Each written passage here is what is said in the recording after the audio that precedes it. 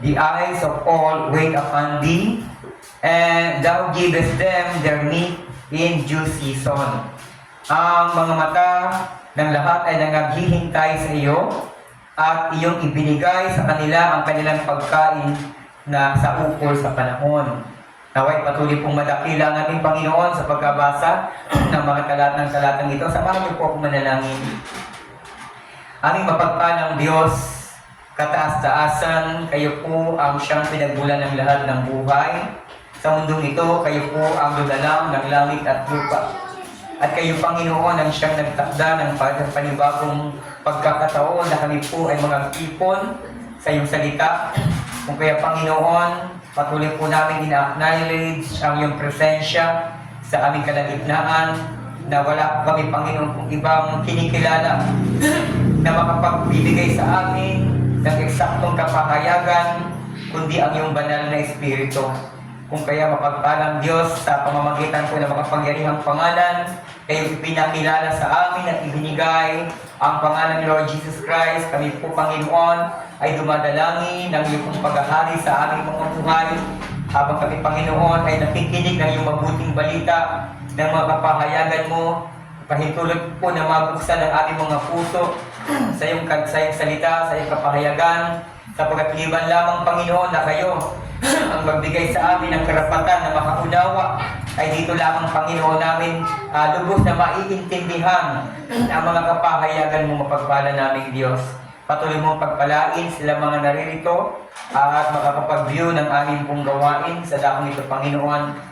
Lord, dalangin ng iyong lingkod ang pagkakaisa ng pananampalataya, pagkakaisa ng pangunawa sa iyong kapahayagan, at pagkakaisa ng pananampalataya sa iyong pangalan, Lord Jesus Christ, na ipinakilala sa amin.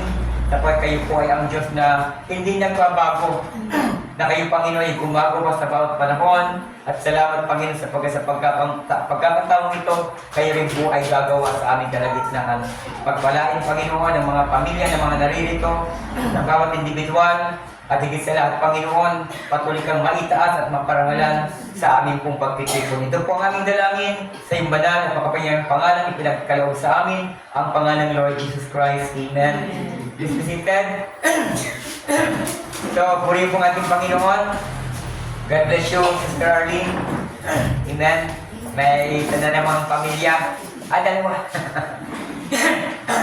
May dalawang pamilya na naman po na na-attach sa Quijano.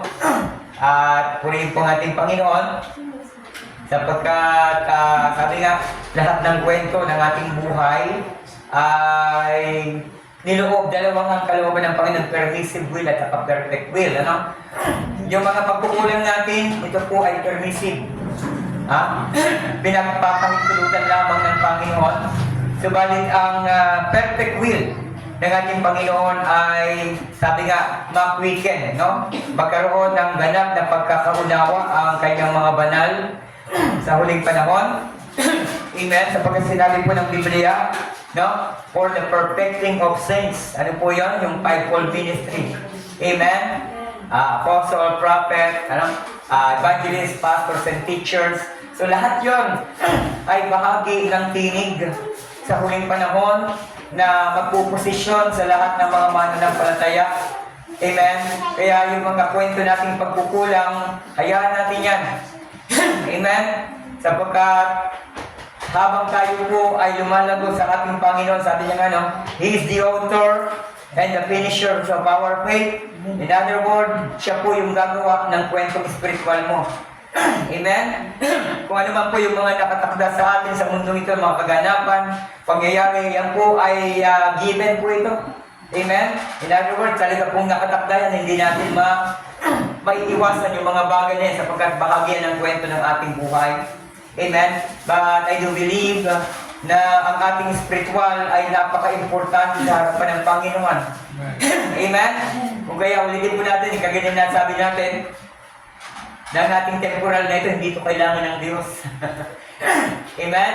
Itong katawan natin, di ba? Hindi ito kailangan ng Lord eh.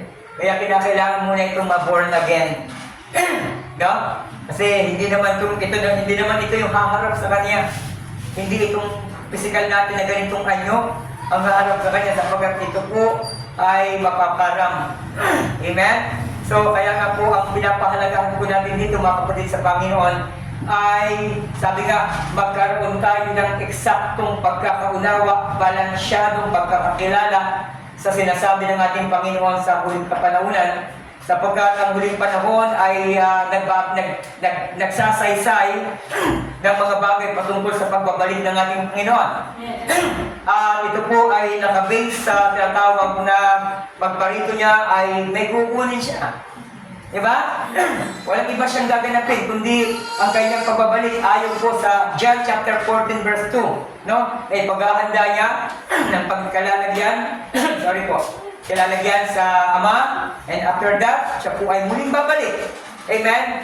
At habang gumagawa siya ng tahanan, nung lalagyan ng kanyang mga banal sa langit, tandaan niyo po, no? Iniaayos niya yung kanyang mga lingkod sa dakong ito, sa mundo. Amen? Kaya nga ibig sabihin, sa pamamaraan ng kanyang kapahayagan, dito niya tayo hinuhubog.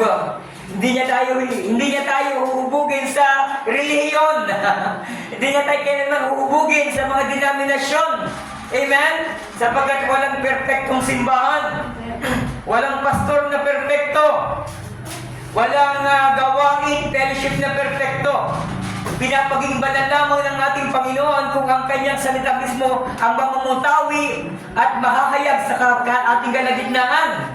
Diba? Ito yung tinatanggap ng ating Panginoon, yung mismong kalooban niya, mismong salita niya, yan mismo ang kanyang ina-acknowledge. Pero hindi niya kikilalanin kailanman ang kaisipan ng tao na may nais maglingkod sa kanya. Sapagat hindi po pwede, ulitin po natin ito. Patuloy ko po itong inire-remind sa inyo na walang tao ang po pwedeng makapaglingkod sa Diyos. Sapagat ang tao po ay mahina, ang tao ay marupok, ang tao ay makasalanan, at ang tao po ay patungkol sa kawakasan. Subalit, salamat sa Panginoon sapagkat sinabi niya, siya po ay naglagay ng kanyang bahagi, God in us. Kung kaya yung in us na ito, yung kanyang bahagi na nasuma sa atin, ito yung naglilingkod sa kanya. At ito ang kanyang tinatanggap. Hindi niya kailangan ang pagsistema ng simbahan. Hindi niya kailangan ng sistema ng relihiyon. Kailangan niyang marinig ay ang kanyang mismong salita. Amen? Amen. Ang kanyang mismong salita na hindi paunawa ng marami. Na sinabi ng ating Panginoon, mapalad kayo sapagkat sa inyo pinaalam ang mga lihim. Subalit sa kanila hindi. Sapagkat meron talaga na mga nakatalaga na hindi makaunawa ng mga kapanghalagan ng Diyos.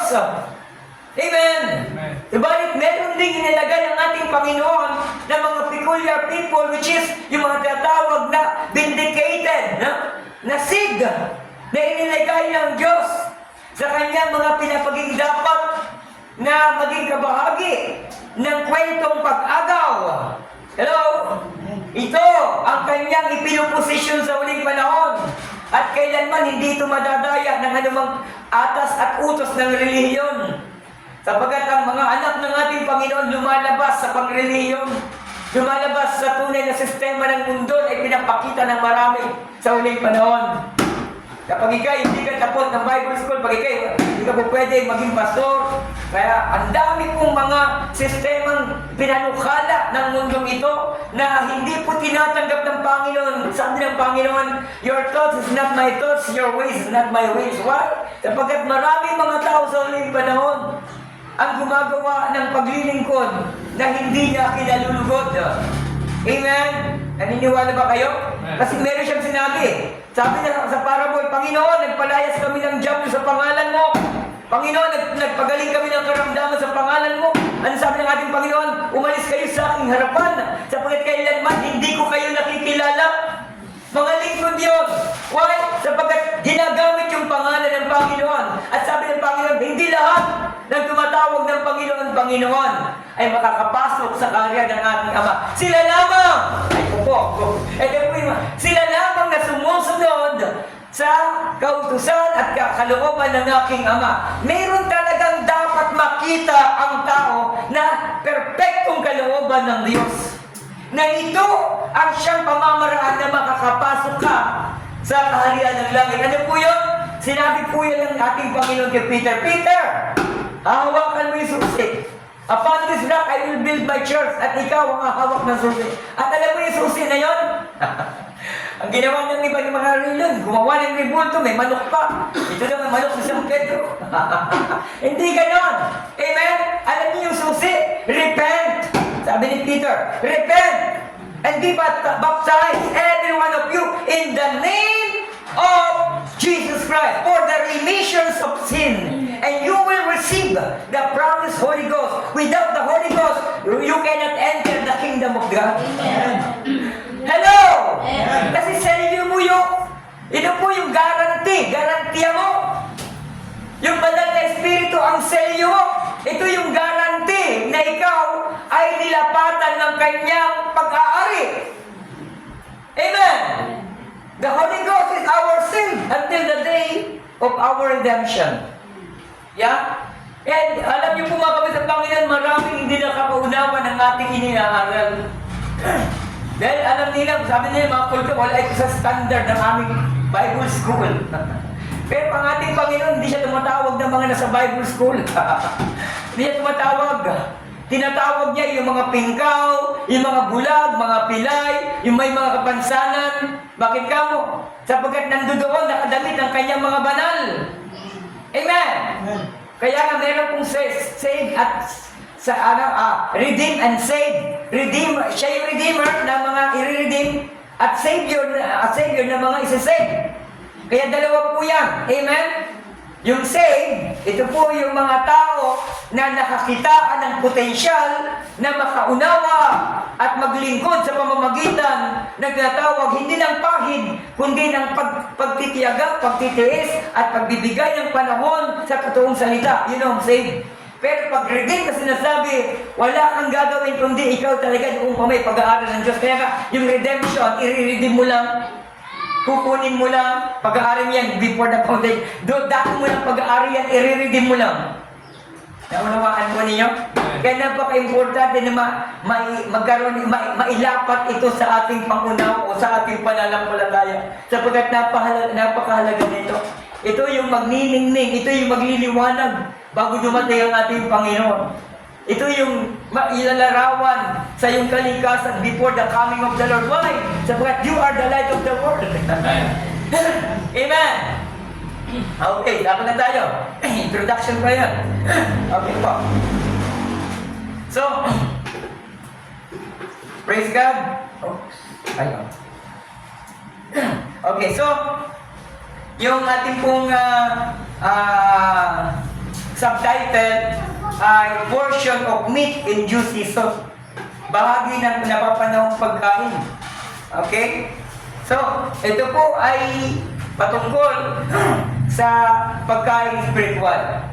Because Jesus said, I am the bread of life. Amen? Amen. Hindi lamang sa tinapay na bubuhay ang tao, kundi sa bawat salitang nalalagay sa bibig ng Diyos. So, yeah? So, malinaw po ito mga kapatid kay Kristo na ang ating pong subject ay patungkol po hindi po sa literal na pagkain. Ang ating pinag-usapan dito ay patungkol po sa datawag na pagpuposisyon, pagsasaayos at pagpapakain ng ating Panginoon sa kanyang mga banal through the manifestation of unadulterated word.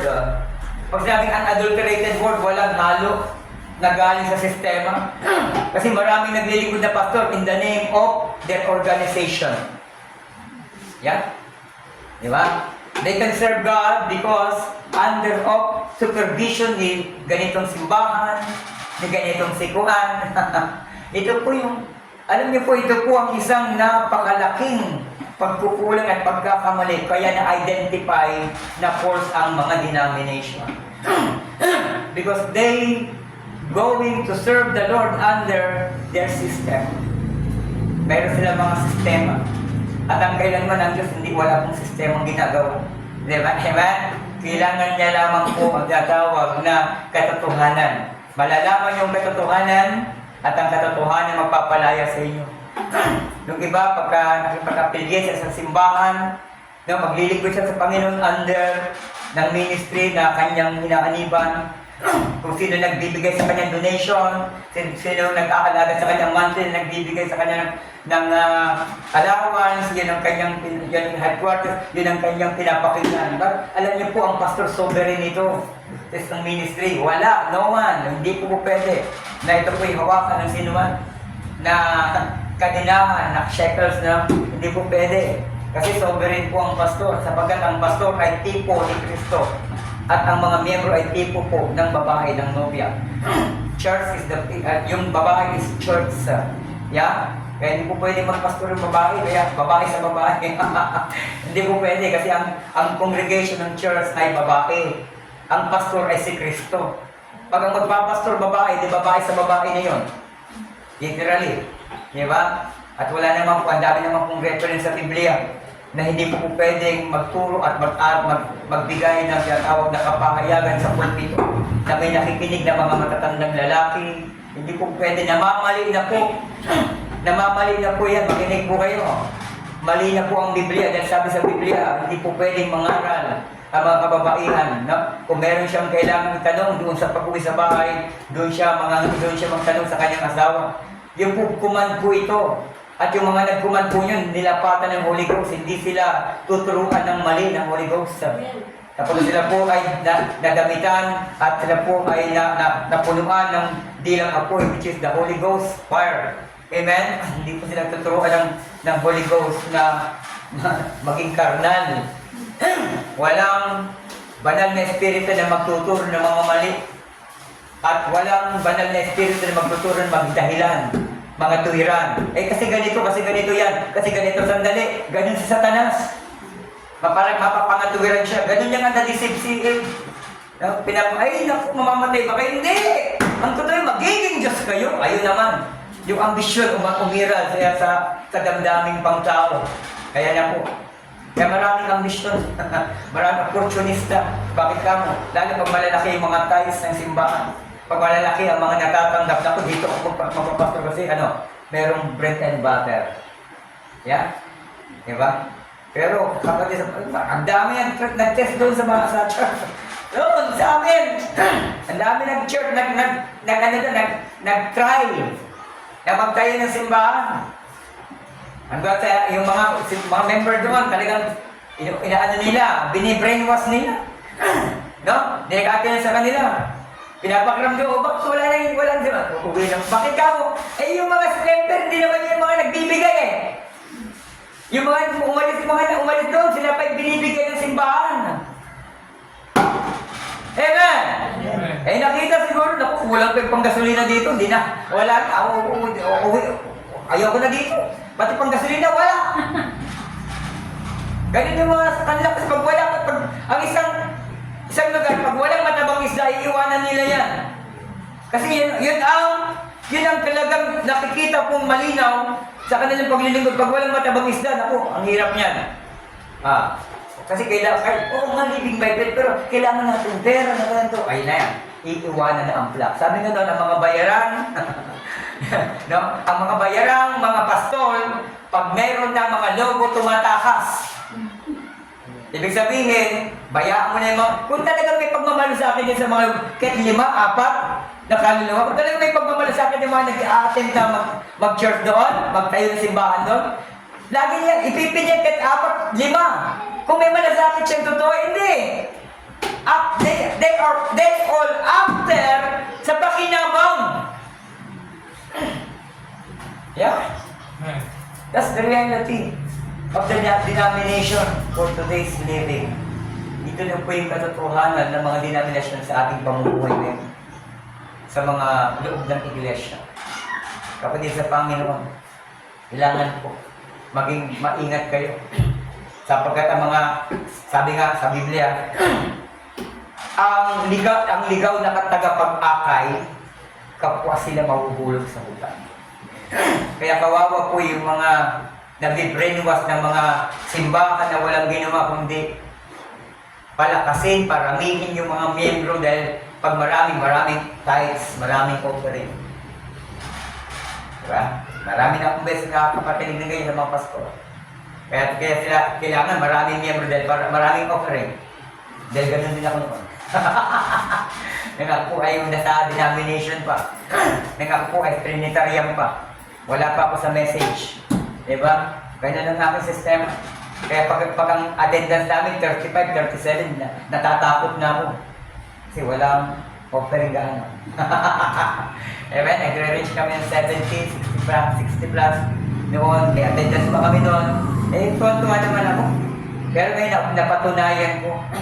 Sabi ng Panginoon sa Bible, saan mang 2, 3, nagtitipon sa aking pangalan, ako'y nasa kanilang kalagitnaan. So, anong katatakot mo kung 5 lang kayo, o 4 lang kayo, o 3 lang kayo? Anong katatakot mo? Napaka-importante sapagkat nasa kalagitnaan siya. Kung makinig kayo, kung totoo ang salitang pinapangalan. Yun ang importante. Kung totoo, kahit 2, 3 kayo, pag ang magtuturo naman babae, wala naman.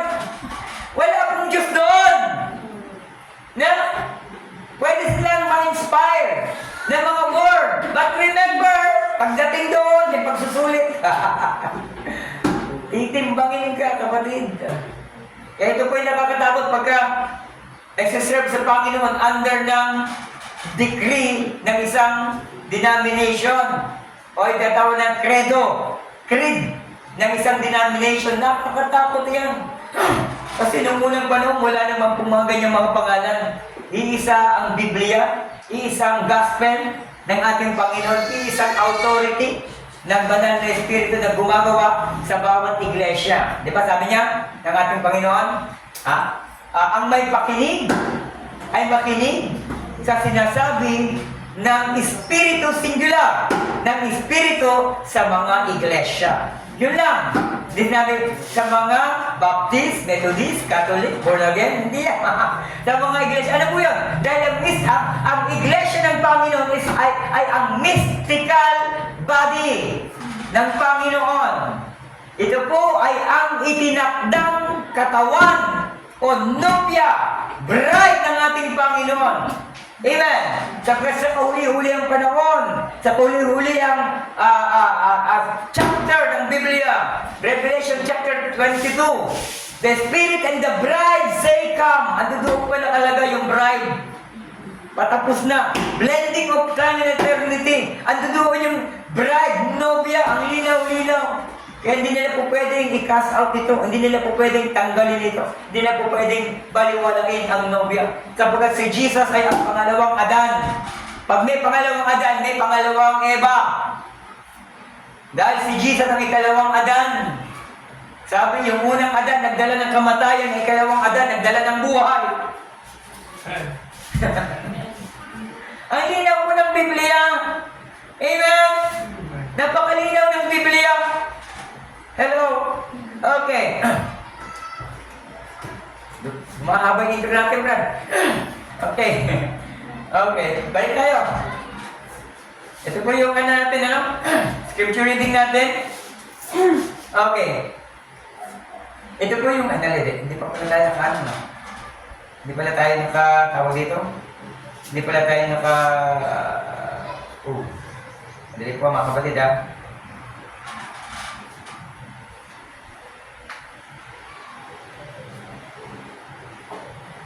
Hindi pala tayo naka-PowerPoint, naka-play. Ayan po. Okay, so, kaya nga po makikita natin mga kapatid sa Panginoon, ang kahalagahan po ng patungkol sa totoong aral o yung balansyadong aral. Amen? Amen? Sabat dito po talaga masusukat ang mga totoong mananampalataya. Pag nagsimula na ikaw po ay tanggihan, pag nagsimula na ikaw po ay hindi paniwalaan sa bihagkang kulto, si Jesus hindi lang kulto, Beelzebub pa. Yeah? Di lang sinabihan nilang kulto si Jesus. Sabi nga nun, siya ang prinsipe ng si Beelzebub siya. Prinsipe ng kadiliman. Tingnan mo kung paano nila inalimura, inalipusta ang ating Panginoon sa panahon ng ministry ni Jesus sa gospel, book of gospel. Kaya huwag kayong magtataka, huwag kayong malulungkot pag may mga taong ganyan na sinasabi na tayo mga kulto. Hindi nila naunawaan sa kundi para sa kanila makaunawa ka. Hindi para sa kanila makakita ng mga bagay na napakahalaga sa paningin ng Panginoon. Okay, look, chapter 12, verse 42. Actually, ito po yung una, no? Ito po yung nakaraan, no? Yung kagaya ng akin na alam na kanina. Ito po yung hindi po natin ito na-open nung nakaraan, no? Na naka-include sa ating topic. Ngayon, gumawa lamang po ko ng doon po sa book of Psalms para ito po maging umbrella ng ating pong tatawag na pagtatalakay o pag-uusapan. Okay, so ganito po. Tuloy natin ito. Sabi po dito sa Luke chapter 12, verse 42, "And the Lord said, Who then is that faithful and wise steward, whom his Lord shall make ruler over his household?" So tingnan niyo po, no? Makinig tayo. Humahanap at naghahanap ang Panginoon. Nagtatanong siya. At yung pinagtatanungan niya ay may pangunawa. Makinig kayo. Amen? Diba? Nagtatanong siya at ang kanya, ay ina-address niya ang kanyang tanong sa mga nakakaunawa na kanyang pinahirap. Then, sabi gano'n, no? Who then is the faithful and wise steward? Tapat. Tingnan niyo po, no? At matalinong alipin o tagapaglingkod, rather, tagapangalaga, steward, whom his Lord shall make ruler over his household. Tingnan niyo po, ang kanyang sinasabi na mag-aalaga, matalino at tapat na mag-aalaga ng kanyang sambahayan. Yung sambahayan ng Diyos na naririto sa mundo. Pwede kayo? To give them their portion of meat in due season. Na magbibigay ng pagkain sa panahon. Bahagi ng pagkain na napapanahon. So, pag sinabing napapanahon, makinig kayo, mystery yan eh. No, more than parable. Ang mystery is more than parable. Why? Sapagat yung misteryo, dito nakatago ang lahat ng kaisipan ng Diyos. Sa misteryo ng ating Panginoon, dito niya hinuhubog. Dito niya iniaayos at pinuposisyon ang kanyang babalikan. Kaya napakalabo talaga sa mga denominasyon na makita ang mga bagay dito. Papalad po, Sister Arlene, papalad. Andin dito siya ngayon. At nakamagiging kapamilya na rito. Diba? Sister, kung mayroon ka may di maunawaan, I pray ang Lord magpapaunawa sa iyo. Amen? Sapagkat mismo kami, pamilya namin, ang tagal namin naglingkod under ng Trinitarian. 1990s pa nangangaral na ako. Nung ako po ay nagpunta sa Brunei, back way 1995, nag-establish po ako ng gawain doon under the name of Trinitarian. Under the ministry of Trinitarian. Pinaglalaban ko yan, Trinitarian. Dahil may isang Diyos, may tatlong persona. Pinaglalaban ko yan. Yan pala, isa pala akong hangal. Sapagkat ang tatlong persona sinasabi ko, hindi pala persona, kundi opisina. Isang Diyos sa tatlong attribute. Father, Son, Holy Ghost. Bakit ka mo? Sapagkat kaya kinakailangan na magkatawang tao ang Diyos upang yung kanyang buhay na taglay na pisikal, ito ang nakalaang mag-redeem. Makinig kayo, to redeem. Dahil walang taong makapag-redeem ng tao. Diyos lamang. Sino si Jesus? Hindi siya galing sa pag-aasawa. Hindi siya nabuo sa pagsasama ni Joseph and Mary. Siya ay nabuo sa pamamagitan ng banal na Espiritu. Kaya hindi siya po pwedeng maging pangalawang persona ng Diyos.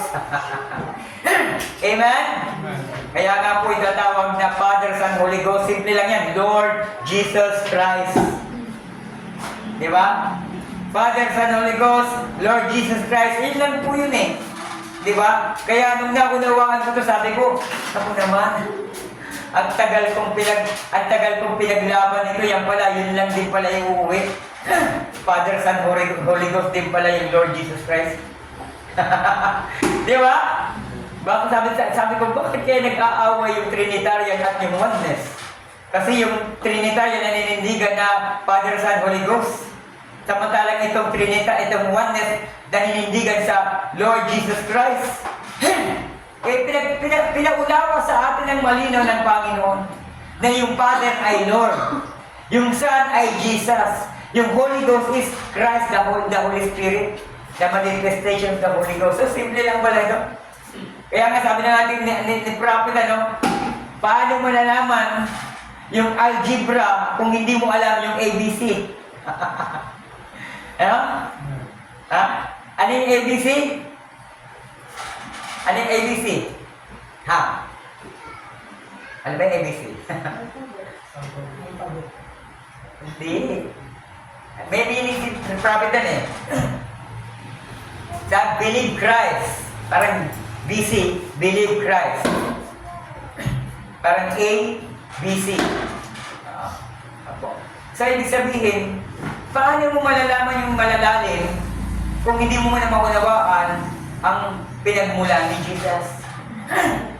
Kung bakit may existing na anak na sinasabi. Nasabi, Ama, tumatawag ng Ama. Di ba?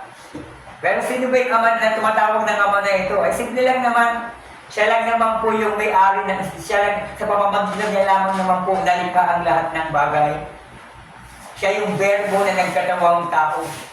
In the beginning was the Word, and the Word was God, and the Word was with God. And the Word became flesh. Sabi pa nga yun, basahin nyo natin ang Bible para mas maintindihan po natin. Ito, okay ba ito? Pero, andali, baka ayaw ko po ng good news. Gusto ko po King James. Kasi ito po yung authentic King James. Ayan, napakita na. Balikan natin ito para mas makikukit lang yan. Oo, mas maganda na yung Bible.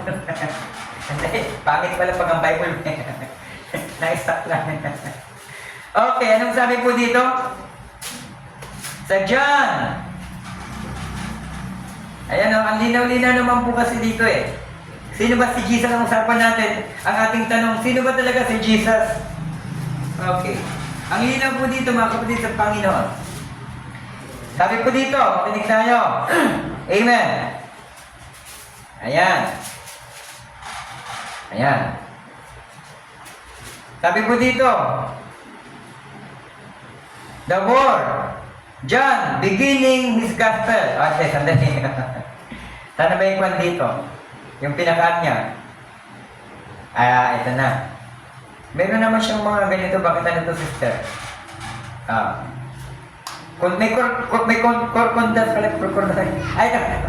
In the beginning was the Word.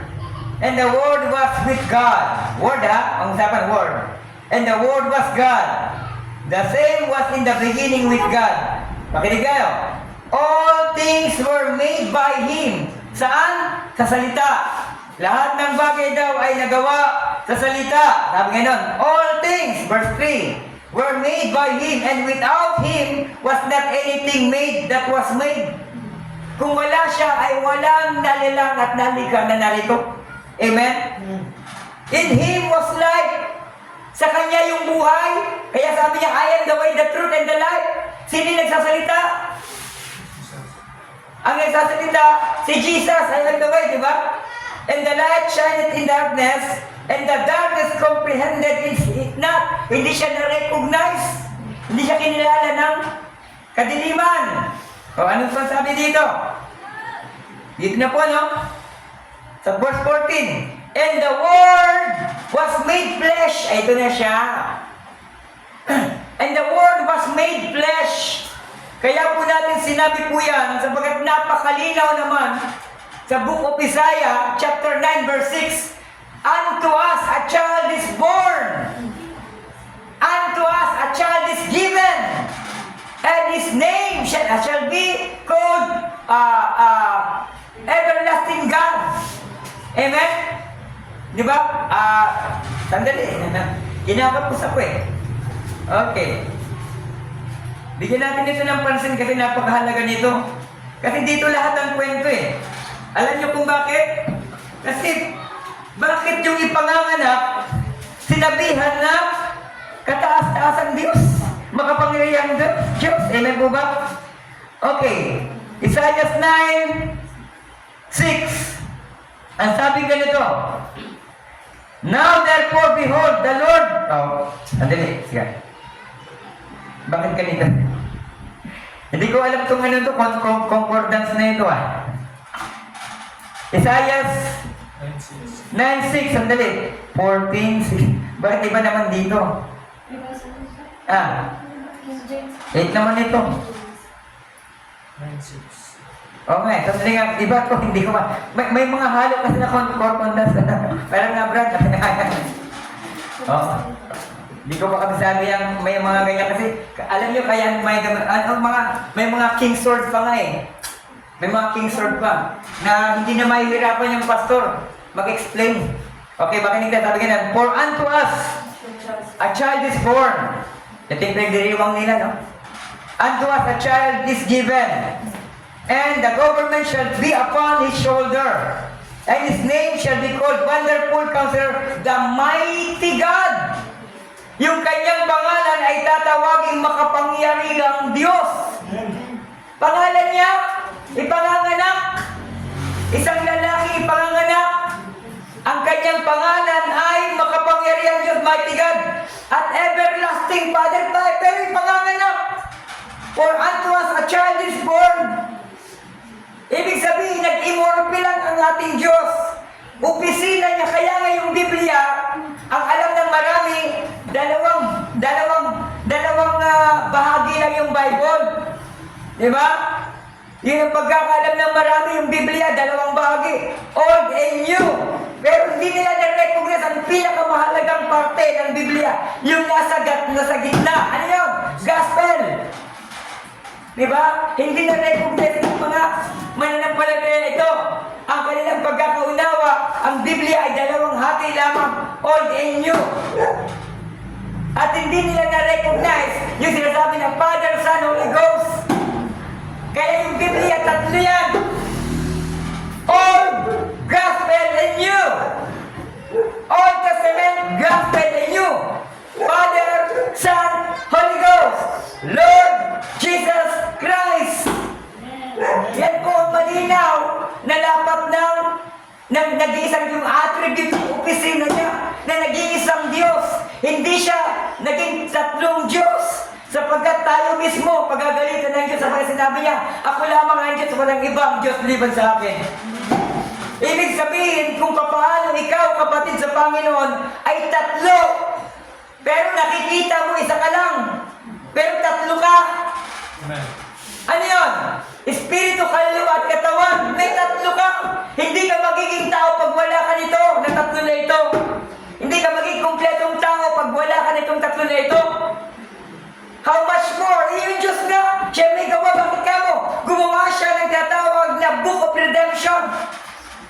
Aklat ng tatawag na pagtutubos. Paano yan? Upang yung lahat ng nakalagay sa mundo na kanyang pinahiran before the foundation of the world ay kanyang kunin at matubos. Kaya nga hindi lang save, but sabi nga we are redeemed. Ang linaw po nito mga kapatid sa Panginoon. Mas malinaw pa po ito sa sikat ng liwanag ng araw. Kung paano po inilagay ng ating illustration ng ating Panginoon na hindi mo po pwedeng questionin. Bakit daw? Tingnan mo, tatlong persona, sandali, napakalaking pagkakasalayan na gagawin mong tatlo ang Diyos. Napakalaking kasalanan po yan.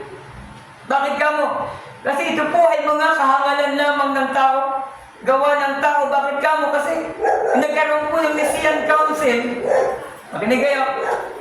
Dahil po nang namatay ang mga tatawag na genuine apostles ng ating Panginoon, ay nagkaroon po ng tatawag na pagpupulong.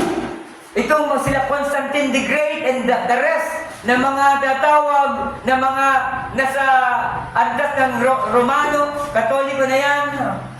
Nagpulong sila yung mga obispo nila. Sabi ganun, sige magkaisa na tayo. Alam niyo po si Constantine the Great?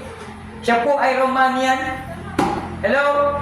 At kaya siya naniwala sa Kristyanismo dahil meron siyang sasakupin na isang bayan, magkakaroon sila ng digmaan kinabukasan, tapos siya'y nanaginip ng cross, at kitang-kita niyo kung paano namatay si Jesus sa cross, at nakita niyo yung cross na nagliliyab.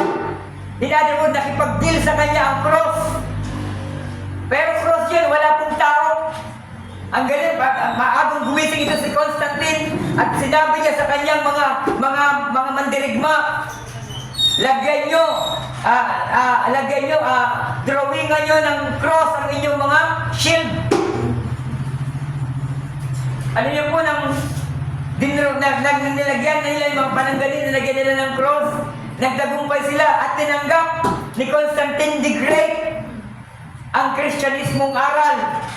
Kaya nangyari, siya po ay nasa palasyo, siya po ay governor, tapos pagkatapos po nagtatawag na digmaan, huhubarin niya yung kanyang pag-uniforme na warrior at isusuot niya yung abito at papasok siya doon sa templo at magsusunog, maghahandog siya sa Diyos.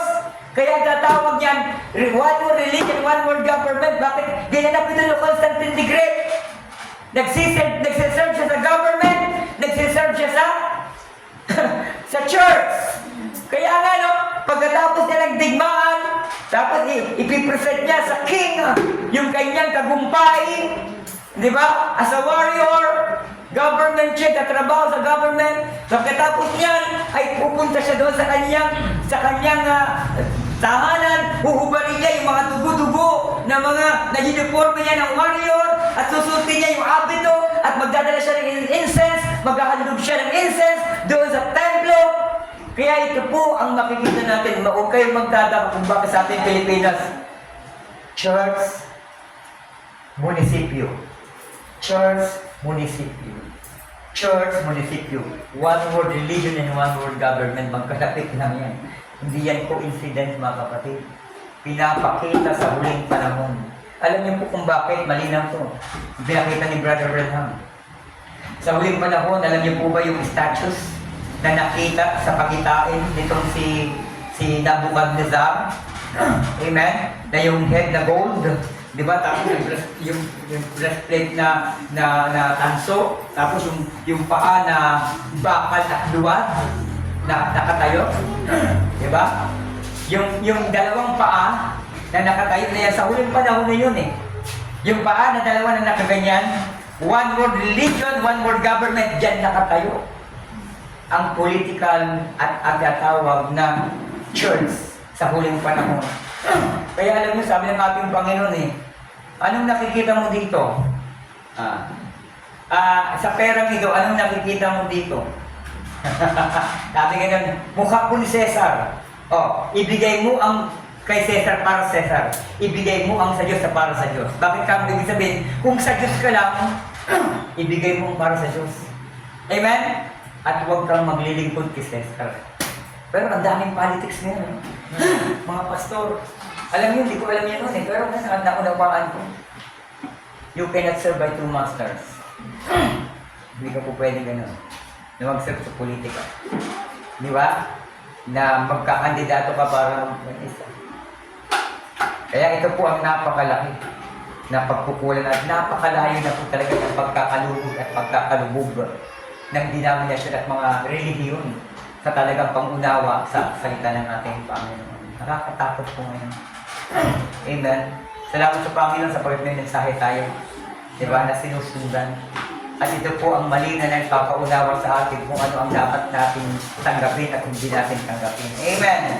Okay, so kaya malinaw daw ako sa Panginoon. Diba? Okay, tuloy natin to. Okay. Sabi ngayon, to give them their portion of meat in due season. Tingnan niyo po, no? Ulitin mo natin, naghahanap ang Diyos na mapagkakatiwalaan. At hindi na mapagkakatiwalaan, kundi marunong at tapat. Ito po yung kanyang pagkakatiwalaan. Kaya sabi nga no, magaling, tapat na alipin, no? Na pagkatiwalaan ka sa maliit na bagay, pagkakatiwalaan ka rin naman sa malaking bagay. Di ba? Kaya dito pa lamang, makikita naman talaga. Ay kaso ang problema, yung denomination kailangan, pag marami, masaya. O, tingnan niyo, sinasamahan kami ng Panginoon. Marami kami! Kapatid, saan sa Biblia? Meron bang makikita sa Biblia na marami na sinasamahan ng Diyos? Sorry, sabi ganon, marami nga po ang dadalhin sa impyerno. Di ba? Sindami ng buhangin sa dagat ang ilalagak sa impyerno. Bakit ka mo? Kasi si Satanas, nasa loob ng relihiyon na si Satanas. Nasa relihiyon na siya. Kaya maraming nabubulag kasi yun ang kanyang pinapanukala. Okay na yan na yung iba naman ang ginagawa, sige, mas maraming worship. Pero yung word, kakalit, ang liit-liit ng word. 15 minutes lang ang word. So kapatid, napakasarap sumamba, napakasarap umawit pag alam mo ang salita. Aanhin ng tao na ang gagaling na kumanta, talagang nakapagpapaiyak ng tao. Pero paglabas yung buhay, salungat.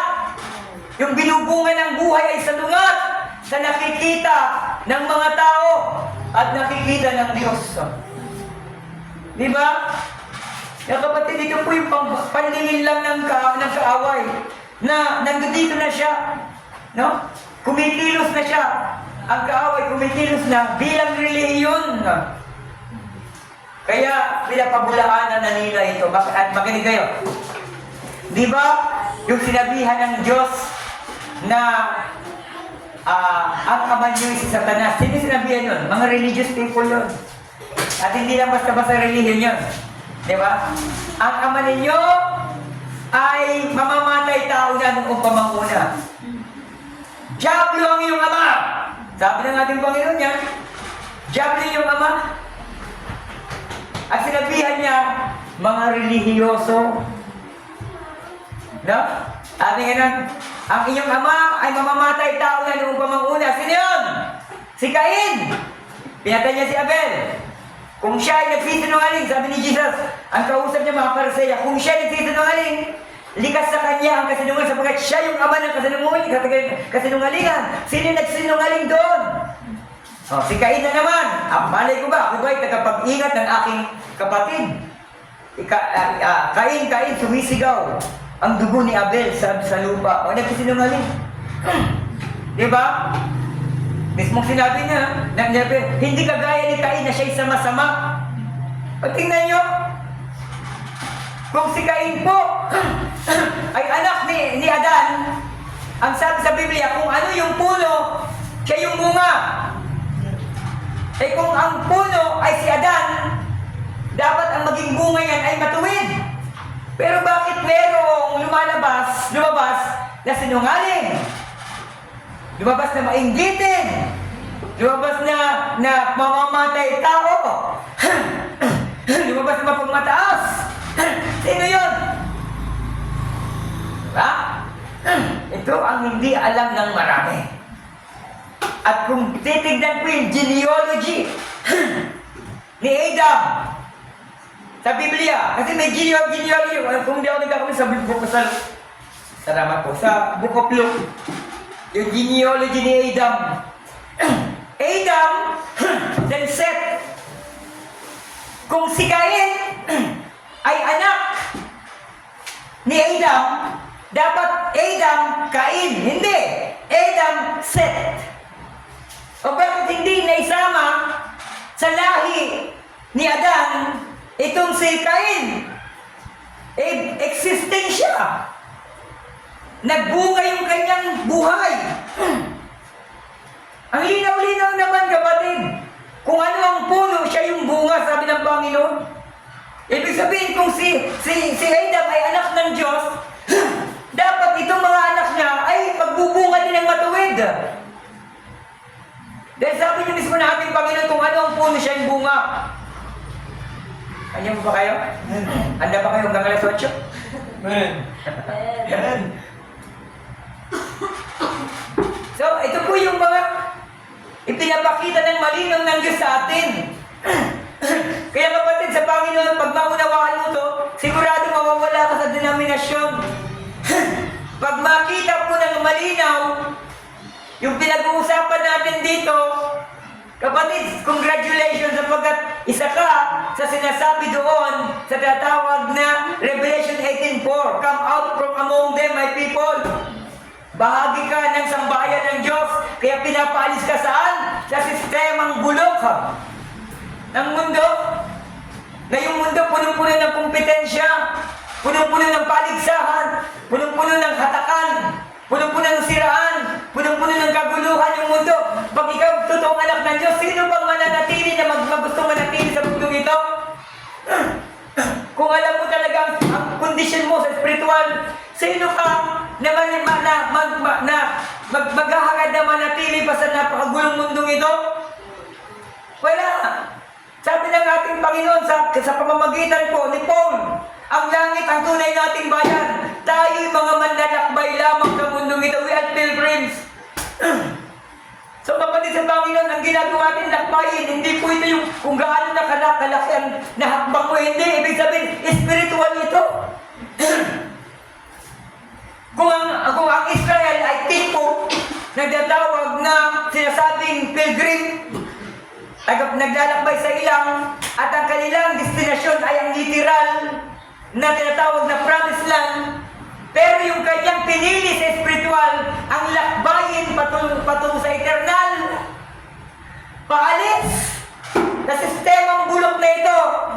Kung makikita mo lang ang kabulukan ng maraming denominasyon at mga relihiyon, dito mo papatunayan na napakasarap na umalis dito.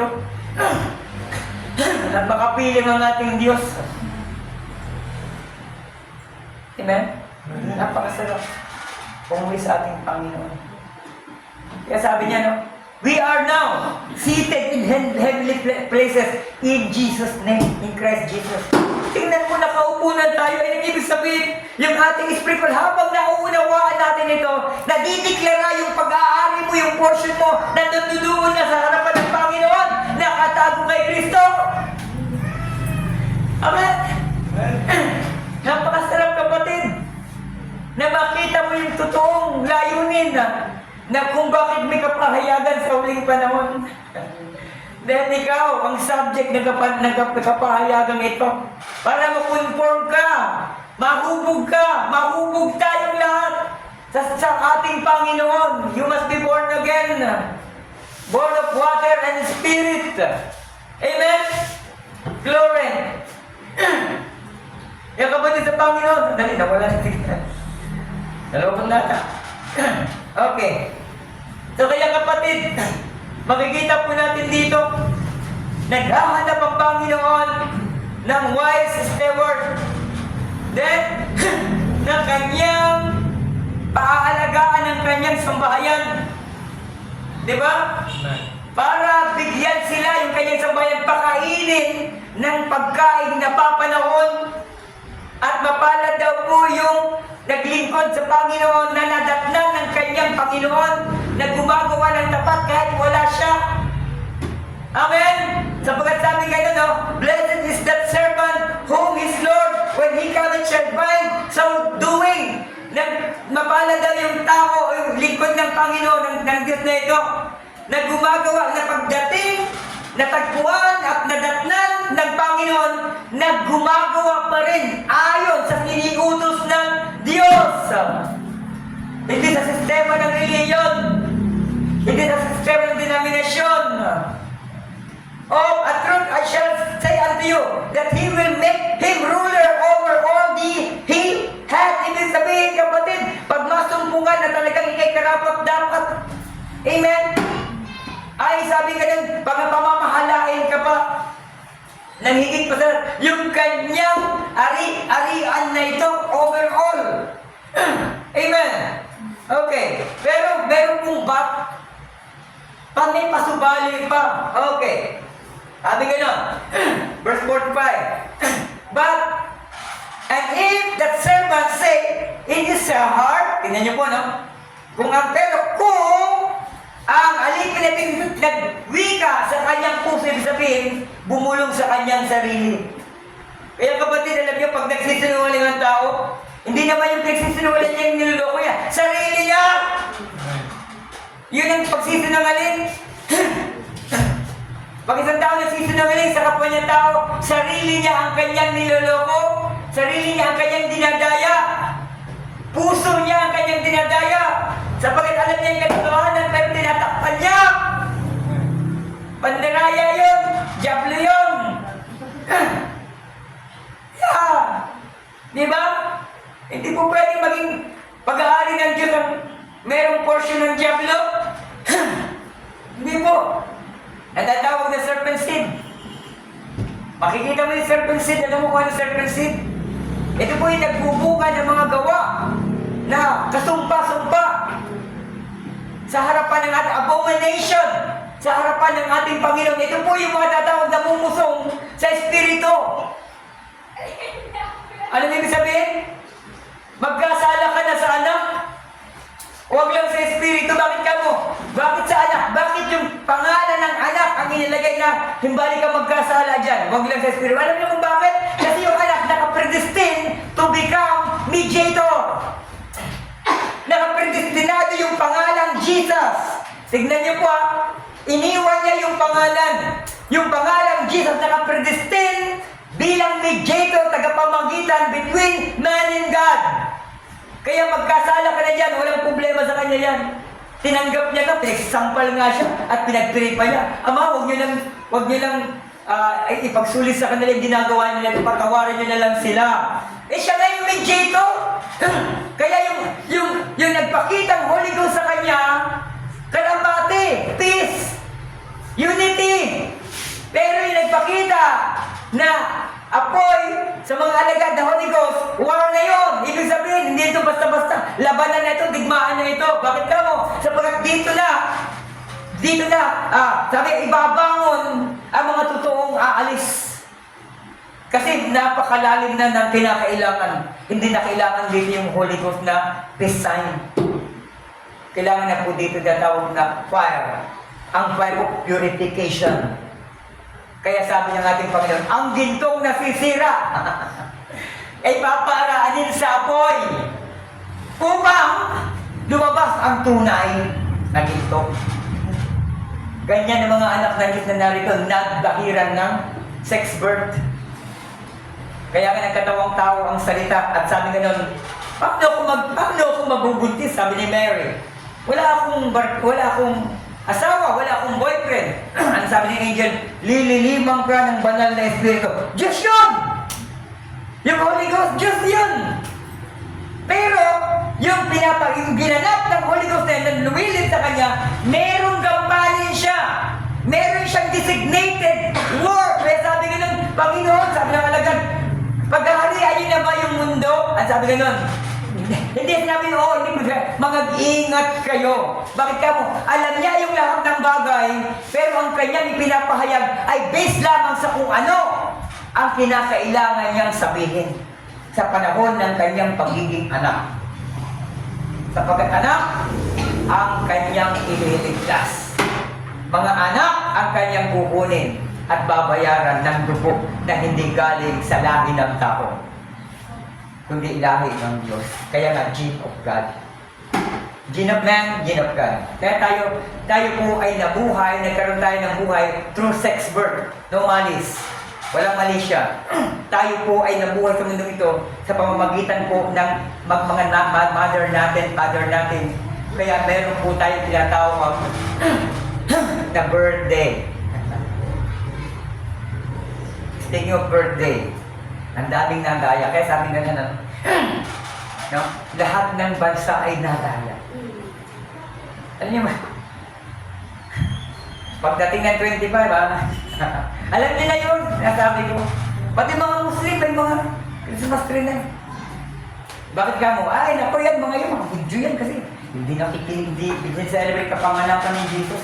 Sandali. Hindi kami nagse-celebrate sa, pinaniniwala kami sa birth of Christ, hindi sa Christmas. Ulitin po natin kasi para mas maunawaan natin ito, maitap sa ating isip. Yung salitang Christmas, hindi po yan nangangahulugang kapanganakan ni Jesus. Yung salitang Christmas, misa, kaya mas nga, Christ, Mass, Christmas, misa, kay Kristo.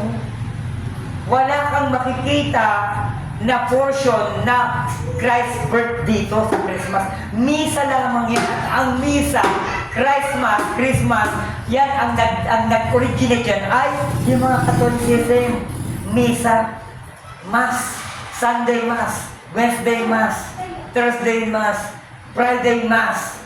Kaya Christmas. Diba? Naniniwala kami sa kapanganakan ni Jesus. Pero maraming Kristiyano na ginajustify nila. Hindi naman kami naniniwala na birthday talaga ni Jesus ng 25. Marami ako na-encounter na ganyan eh. Pero mahalaga, pinagdiriwang namin yung kapanganakan niya. Magandang intention eh.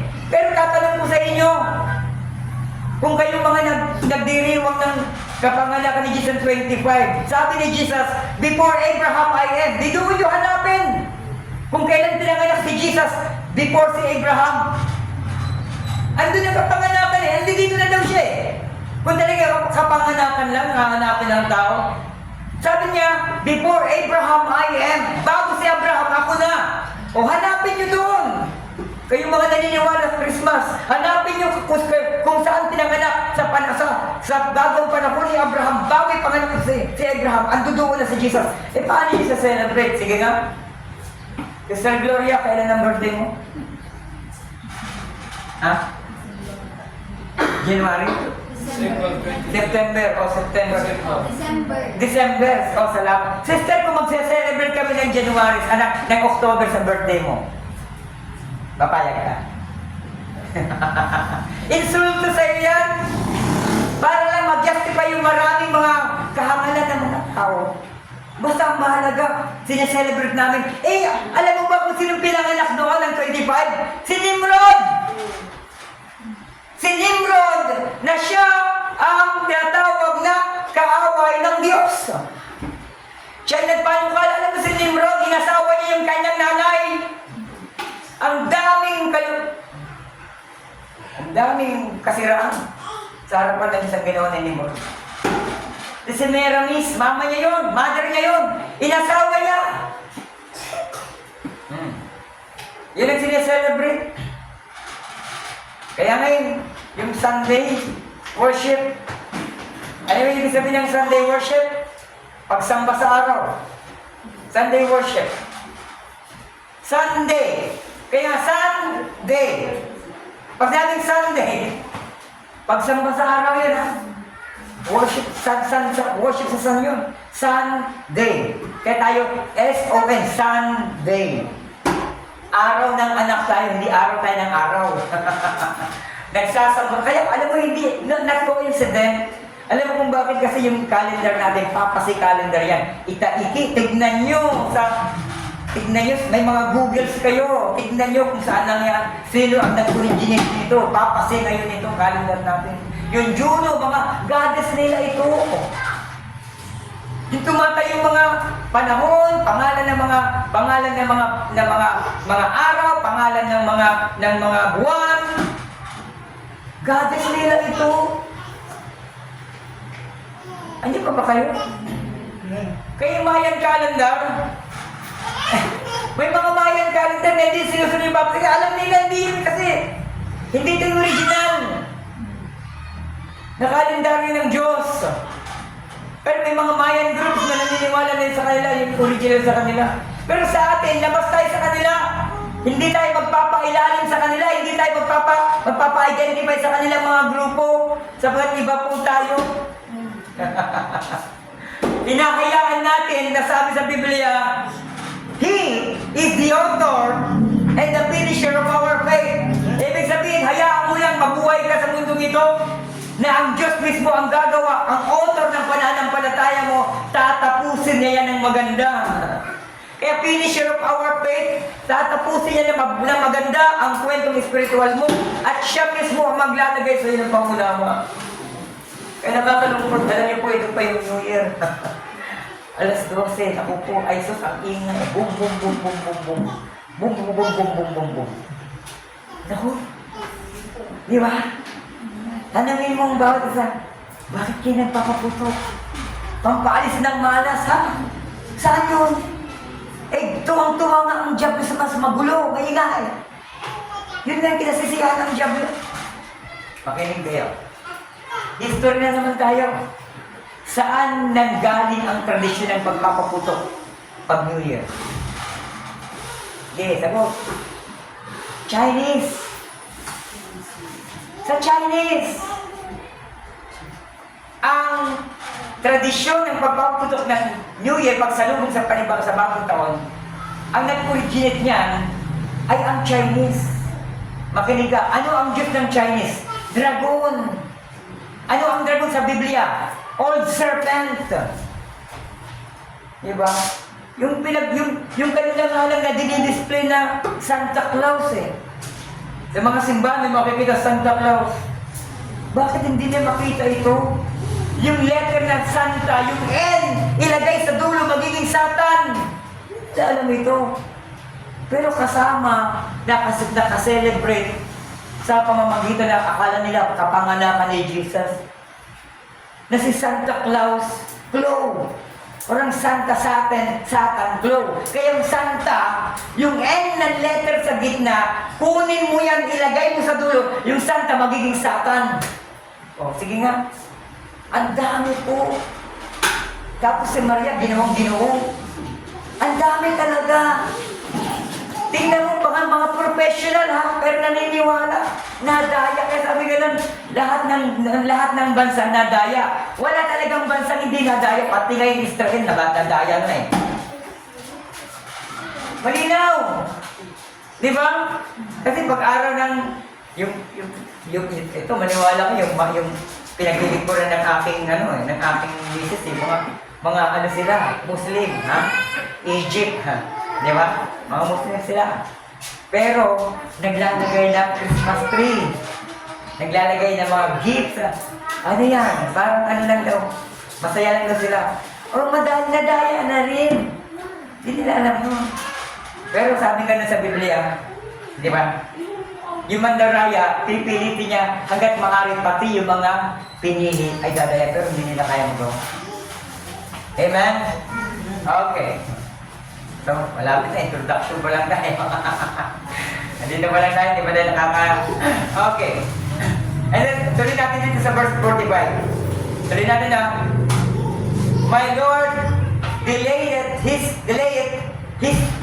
coming and shall begin to beat the men servants and maidens, and to eat and drink, and to be drunken. Tingnan niyo po, no?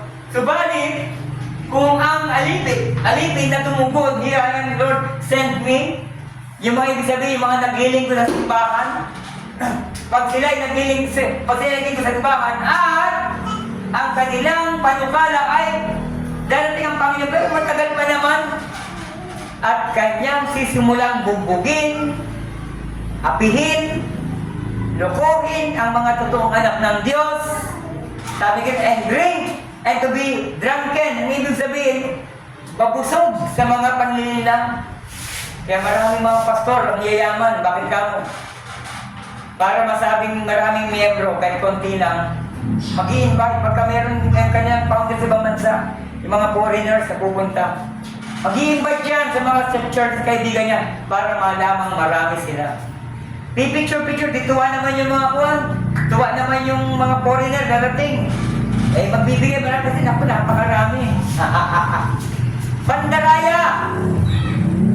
Naglilingkod sa Panginoon, sa Diyos, sinasabi sa limang lingkod ng Panginoon, pero dinaraan sa pandaraya at panlilinlang sa mga tao. Di ba? Eh dito sa atin, wala tayong sinasabi na dito ka lang ha. Hindi natin sinasabi na atin, huwag kang atin sa iba. Hindi natin sinasabi yan, gusto ko nga! Na umating kayo sa para malaman nyo, mapagtibay nyo, mapaghambing nyo yung mga aral. Pero sad to say, lahat ng tumanggap sa mga mensaheng ito, pag nakinig sa mga ibang denominasyon, mabababawan na. Sabi ko na, wala po pastor. Wala po yung mensahe. Diba? Alinaw. Kaya pinasok ko yung isang page nun. Wala talaga nakapag-retaliate. Page nila yun. Yung napakalak ng simbahan. Yung hindi naniniwala si Jesus ay God. Pinasok ko po yun. Meron 2 o 3 ata nag-attend pero hindi na nag-retaliate. Binurapan nila ang pangalan nila. Kaya nang tinignan ko, binalikan ko. wala na yung mga retaliation nila, pangalan na lang nila ang nakalagay doon na akin pong response. Ano nila yun, page nila yun. Kasi kapatid, sa totoo lang, sabi ng prophet, huwag kayong matakot na dalhin sa showdown ng word. Sabi sa Biblia, huwag kayong matakot sapagkat ako ang magsasalita sa inyo. Diba? Ibig sabihin, ipapakita ng Panginoon ang kanyang kadakilaan sa kanyang salita. Amen. Okay, tapusin na po natin ito. So, malinaw po ito mga kapatid, no? Kung ang lingkod ng Panginoon niyan ay nagsalita sa kanyang puso at ang kanyang pangungusap ang aking Panginoon naman ay matagal pa ang pagdating at siya'y magsisimula na gawin ang mga hindi mabuti sa kanyang mga alipin. Kaya sabi sa Biblia, no? Alam niyo po, sabi nga, sinumbatan ni Jesus sa mga Pariseo. Kaya sabi nga nun, pinapapasan nyo sa inyong mga miyembro yung mabibigat, pero yung daliri nyo hindi nyo man lang makapagbuhat. Ibig sabihin, lahat ng mga gampaning mabibigat sa mga miyembro pinapapasan. Pati yung mga pambili ng mga malilit na bahagi, ni ayaw mabawasan yung mga offering, yung mga nabibigat na wala. Ganun po yung sinasabi ng ating Panginoon. Verse 46, The Lord of the servant will come in a day when he look not for him, and at the hour when he is not aware, and will cut him in sunder. He will appoint him his portion with the unbelievers. So tingnan niyo po mga kapatid, hindi niya inaasahan na pagbalik ng kanyang Panginoon, hindi niya asahan na babalik na pala siya. Kaya sabi sa Biblia, ang pagbabalik ng ating Panginoon ay parang mistulang magdanakaw. Walang makakaalam na laman at tao. Kaya kapatid, yung mga rapture, makinig kayo, walang camera, walang social media, walang internet na makakita sa rapture dahil yan ay para sa Diyos. Diba? Kaya nanonood ako nun, meron na rapture na sabi galing siya sa party. Saan ka? Galing sa party? Sa makamundong bagay, tas mararapture? Sandali! Iba ata yung sinasabi ng Biblia. Sabi sa Biblia, dadatnan niya ang kanyang babalikan niya, ang kanyang kukunin ng without wrinkle and spot.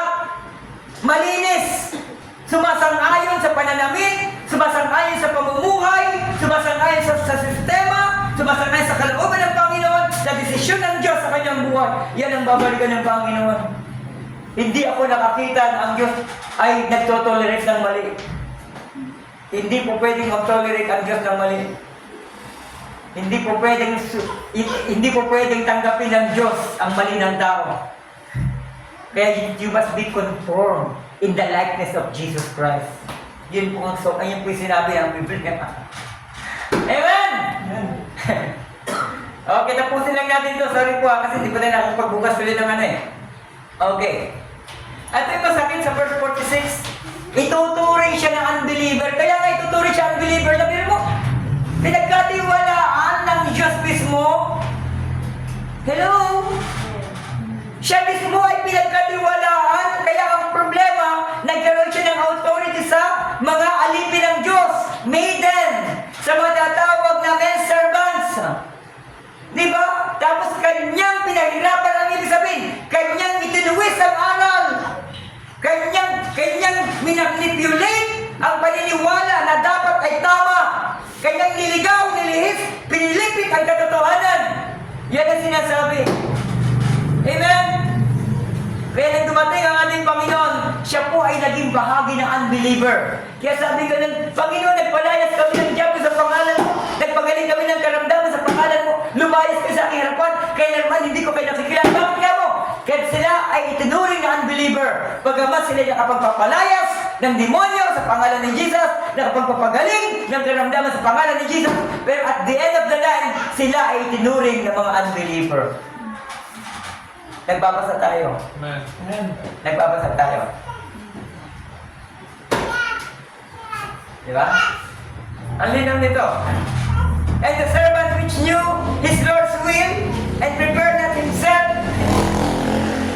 Yung sinasabi sinasabi na ang alipin na ito na nakakaunawa sa kalooban ng kanyang Panginoon, pero hindi na inihanda ang kanyang sarili, neither did according to His will, God's will, shall be beaten with many stripes. Tingnan niyo. Kaya sabi nga doon, nakahatulan, mas maraming hatulan yung mga pastor. Attention mga pastor ng denominasyon na tumatawag sa ganitong mga aral. I-upload ko ito sa sa YouTube. Makinig kayo. Hanggat meron pang voice sa wilderness na umi-echo sa panahon ito, hanggat nandito pa yung tinig. Kasi pag natapos ang rapture, wala na pong aral. Wala nang aral, kapatid. Wala na pong aral after the rapture. Wala na pong aral na makikita. Kung pwedeng umawak ng Biblia ay marami. Kung pwedeng mangaral ay marami. Pero wala na si Jesus Christ. Bakit ka mo? Sa kanyang pagbabalik, pag kinuha niya ang kanyang nobya, nandudoon na sila, wala ng grace. Wala ng grace. Kaya nandito pa yung grace sapagkat nandito pa yung babalikan. Kaya sabi, for God so loved the world that He gave His only begotten Son. Ibig sabihin, hanggat nandito yung salita, hanggat nandito yung kapahayagan, hanggat nandito ang pangunawa sa gospel, siya ay pwedeng maging tagapagligtas pag once na nawala na yung nobya. Na sinasabi niya, paghahanda ko kayo ng iyong kakalagyan at babalik ako, kukunin ko kayo, dadalhin ko kayo kung saan ako naroon. Pagkatapos nun, wala ng grace sa mundong ito. Kaya magre-raise ang Antichrist. Mangingibabaw ang Antichrist. Itong mga Illuminatis na ito. Mangingibabaw ang mga one world religion, one world governments na ma-implement sa huling panahon na. Kaya sabi ngayon, ang walang tatak, hindi makakapili. Hindi makakapamili. Tapos na po yung rapture yan at hindi yan dadaanan ng nobya. Sapagkat espesyal ang nobya sa ating Panginoon. Alam niyo kung bakit espesyal yung nobya? Sabi sa ating Panginoon, anuman ang ginawa niyo sa maliliit na ito, sa akin niyo ginawa. Espesyal ang nobya. Espesyal ang mga pinahiran at pinagkalooban ng karapatan na makaunawa ng mga kapahayagan sa likod ng Scripture. Revelation, ang ibig sabihin, word with revelation.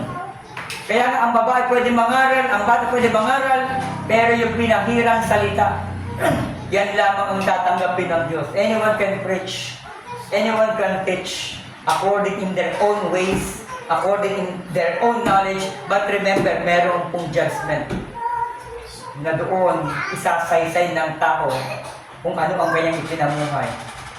Di ba? May parable ang ating Panginoon dyan.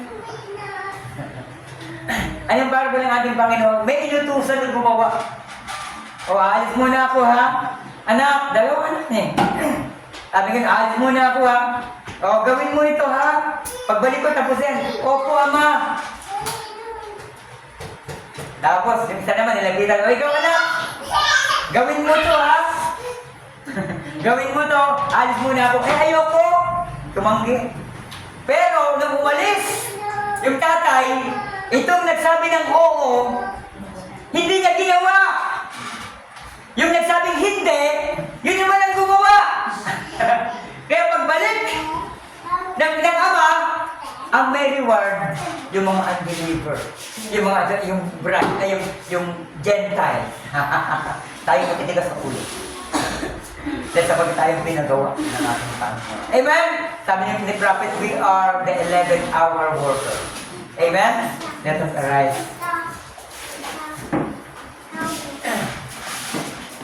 Okay lang po?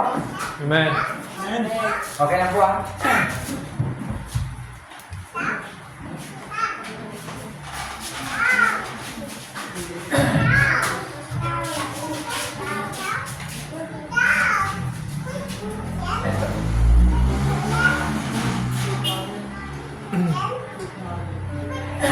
Amen.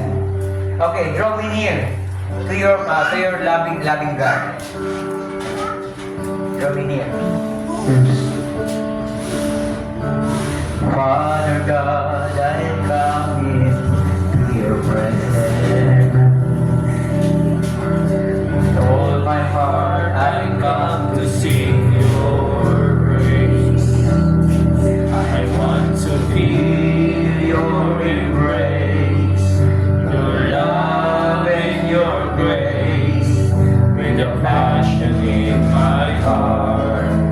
I desire to seek your face.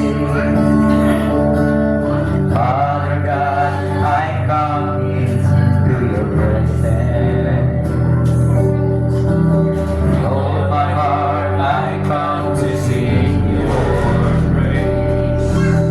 I want to feel your embrace, your love and your grace, with a passion in my heart. I desire to seek your face. Draw me near in your presence, oh Lord. Draw me near to you, oh loving God. Amen.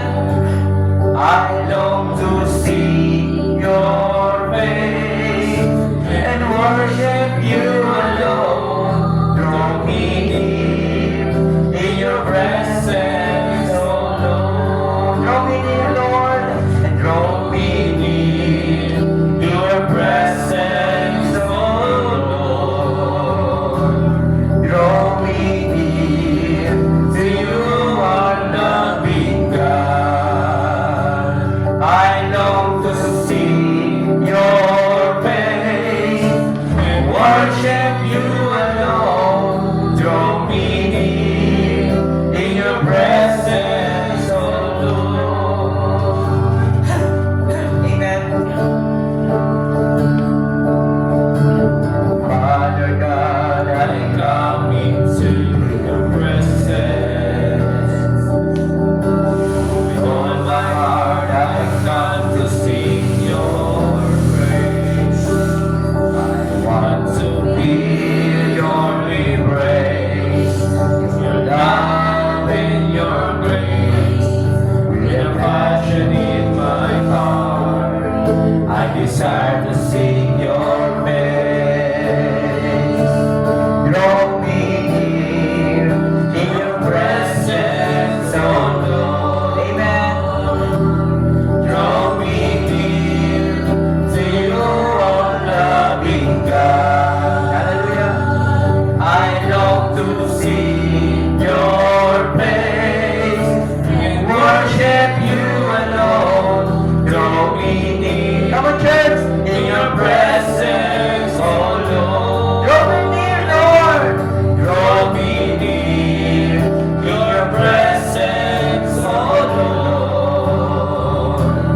Draw me near to you, oh loving God. I long to see your face and worship you alone. Draw me near in your presence, oh Lord. Once again, draw me near. Draw me near in your presence, oh Lord. Draw me near to you, our loving God. Hallelujah. I long to see your face and worship you alone. Draw me near in your presence, oh Lord. Draw me near in your presence, oh Lord. Draw me near in your presence, oh Lord. Amen. Palakpakan natin ang ating Panginoon. To God be the glory. Oh, hallelujah. Hallelujah. You're highly exalted in this place, Lord. Sige, samahan niyo po kung manalangin. Mapagpala namin Diyos. Patuloy ka namin may kagalakang pinupuri at tinadakila.